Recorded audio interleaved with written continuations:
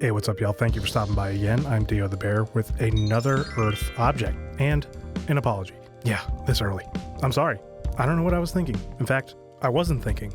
I gave into my base instincts and lashed out. I'm so sorry that I deeply hurt my wallet. Yes, indeed, I've caved into the capitalistic pressures of FOMO and the need to express myself through products and bought myself a Magic the Gathering Secret Lair. Now, what the hell is a Secret Lair? Well, it's cardboard. Small cardboard. But it's small cardboard with pretty pictures on it. And these particular small bits of pretty picture cardboard are only available to buy in small quantities for a limited time. And I got my hands on one of the most precious collections of small picture cardboard from Innistrad Midnight Hunt off of eBay, which was a set from 5 years ago? Like I said, these are game pieces for Magic Gathering, my primary trading card game of choice. As the name might imply, the game is full of classic swords and sorcery, but has also expanded exponentially in a myriad settings, my personal favorite of which is Innistrad, an entire plane of existence dedicated to evoking classical Gothic horror. To gather energy to cast spells and summon creatures, players draw upon the ethereal energies of the land itself, and as such, every deck will run copies of these kinds of land cards,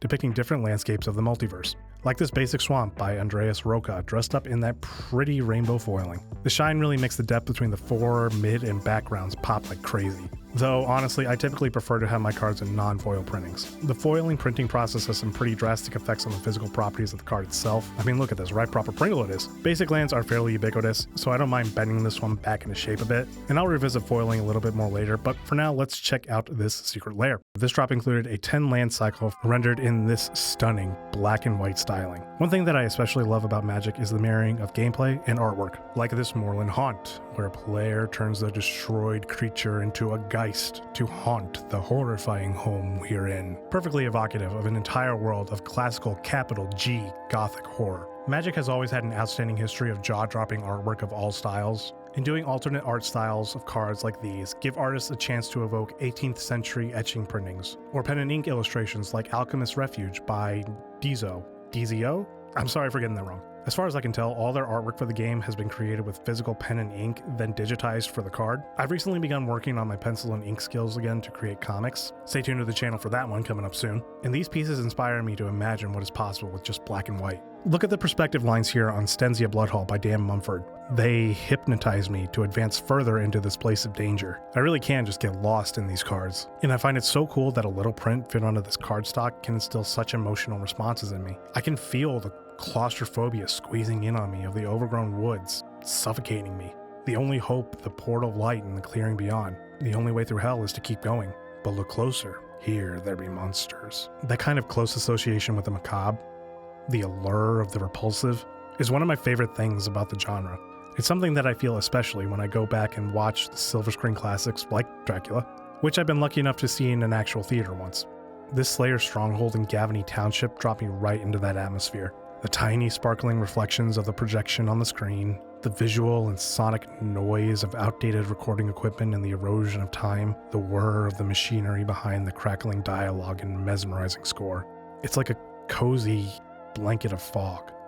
Rest here, among the eternally restless. These illustrations are so emblematic of the world they are depicting. Even from across the table, they strike such an imposing mood. They may very well be objects originating in-world. They set the scene for the ensuing battle of angels and demons played out in cardboard, and the imagination. This Desolate Lighthouse by Nico Delort and the Nephalia Drownyard by Kirby Rosales before it are my favorite pieces. I mean, it may seem like a simple technique, but look how piercing this white space of the light is. That's super high contrast. There's a serenity to it.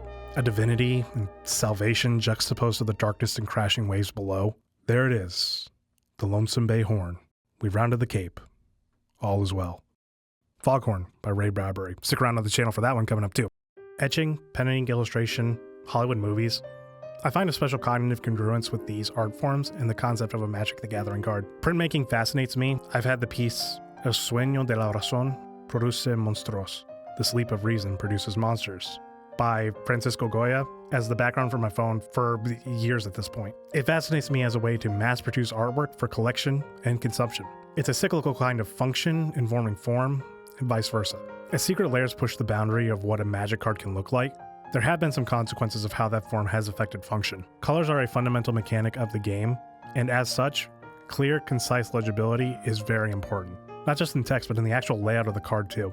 We expect the name of the card and the description of the card to be in the same spot across the game, so that players can have clear, concise communication about the game state. It eases that cognitive function to free up space for strategizing. Compare these basics to the basic swamp that I showed earlier. At a quick cursory glance, it can be hard to distinguish the type of land each is and what color of mana it produces. That can be important when certain spells require specific color costs. No one wants to confuse their opponent's 2 open blue mana for black or white when playing their game-ending bomb. As such, while I love that such astounding artwork can be so accessible and so effective at setting a mood, they're not always my first choice when building my personal Magic decks. And while some cards can look amazing and the foiling adds some serious depth and highlights to the artwork, more often than not, that lowest bidder nature of making things as good as they can be for as cheap as they can be means that foiling often makes the artwork look dark and homogeneous. It doesn't work equally for all printings. To that end, I find that these alt art cards work best as commanders, which is a game mode where players choose a creature to be the champion representative of their deck. I have built a lot of Innistrad decks in my time. My very first deck I ever put together, from top to bottom, was this Runo Stromkirk Crothus deck that calls the monsters of the deep out to play. And what would a plane of horror tropes be without a coven of witches and their feline familiars? These colors on the pen and ink style, I could feel the crawl of the crisp, cool autumn air down my spine, like sitting alone in the forest, around the dwindling glow of a campfire. It might just be a relief to break that loneliness with a fellow traveler. But do beware if it is a full moon night.